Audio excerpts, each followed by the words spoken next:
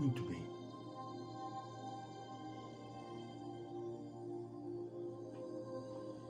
Para encerrar, é uma pena, mas nós precisamos encerrar. Continua Emmanuel nos dizendo: retrata-se Jesus nos livros dos apóstolos que lhe dilataram a obra e temos no Evangelho um espelho cristalino em que o Mestre se reproduz por divina reflexão, orientando a conduta humana para a construção do reino de Deus entre as criaturas. Olha que coisa excepcional e maravilhosa. Retrata Jesus nos livros dos apóstolos, né? Eles escreveram a vida de Jesus através das suas experiências pessoais. Paulo escreveu as cartas maravilhosas, que são poesias, poemas, né? Endereçados às igrejas, né? Lucas escreveu sublimemente a respeito da vida de Jesus. Mateus que sempre esteve ao lado do Mestre, né? Pedro nem se diga, onde o Mestre: tu és pedra, Pedro, sobre ti edificarei a minha igreja. A negação de Pedro, contada maravilhosamente bem por Humberto de Campos, no seu livro Boa Nova, é sublime, né? Nós vamos encontrar a retratação de toda a vida do Mestre,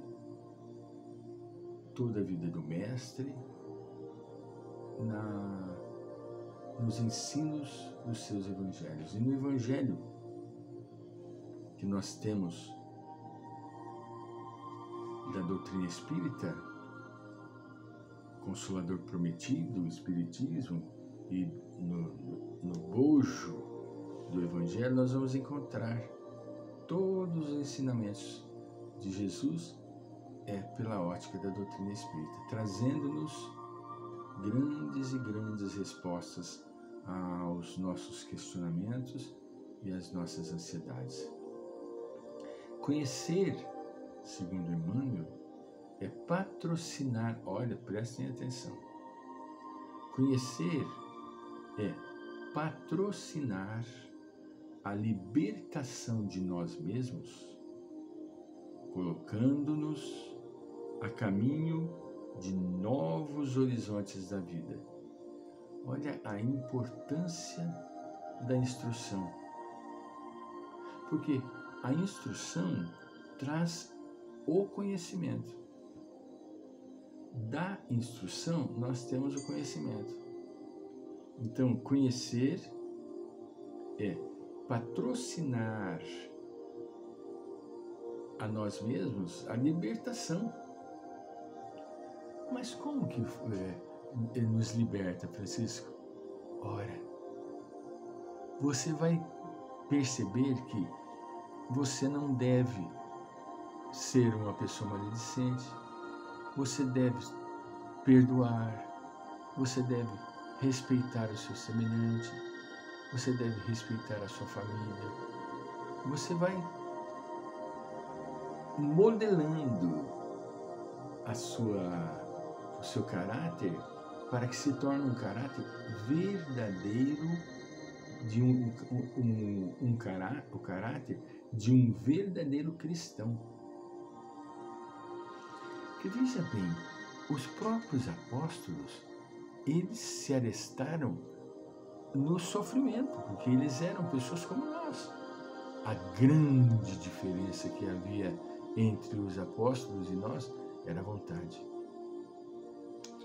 Eles não tinham ilusões e a vontade de cada um deles era soberana. Mantinha verdadeiramente o equilíbrio do espírito de cada um deles. Aquele que titubeou, infelizmente, se suicidou. Mas mesmo assim, Jesus buscou, reconhecendo no fundo do coração dele a bondade e o complexo de culpa que levou ao suicídio. Me refiro a Judas, não é? Então, caríssimos, só precisamos entender a importância da instrução, do conhecimento. Corre-nos, pois, encerra Emmanuel a sua mensagem, o dever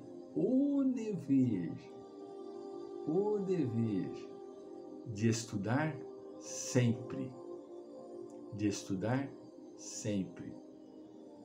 escolhendo o melhor para que as nossas ideias, os nossos exemplos reflitam as ideias e os exemplos dos paladinos da luz. Nós precisamos entender que,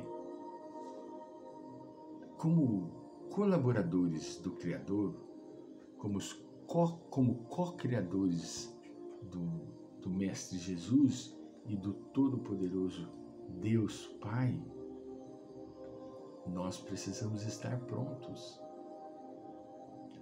Esta prontidão somente é conseguida se e somente se nós quisermos e tivermos uma vontade forte.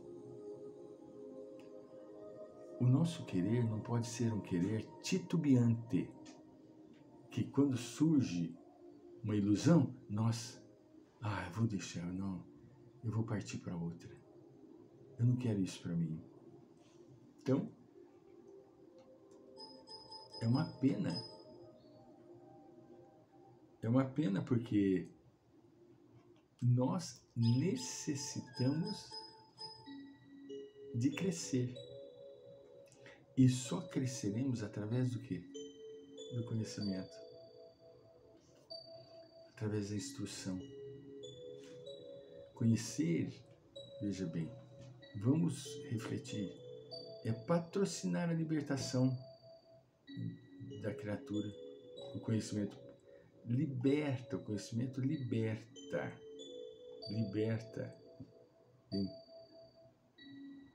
As duas asas que vivem juntas, o amor, a sabedoria, a instrução e duas asas, o amor e a instrução. Primeiro, amai-vos, segundo, instruí-vos. O amor liberta. O amor faz com que nós nos nivelemos com todas as pessoas e nos sintamos iguais numa grande família, não é? A escola, segundo Emmanuel, é o centro de indução espiritual, onde os mestres de hoje continuam a tarefa dos instrutores de ontem.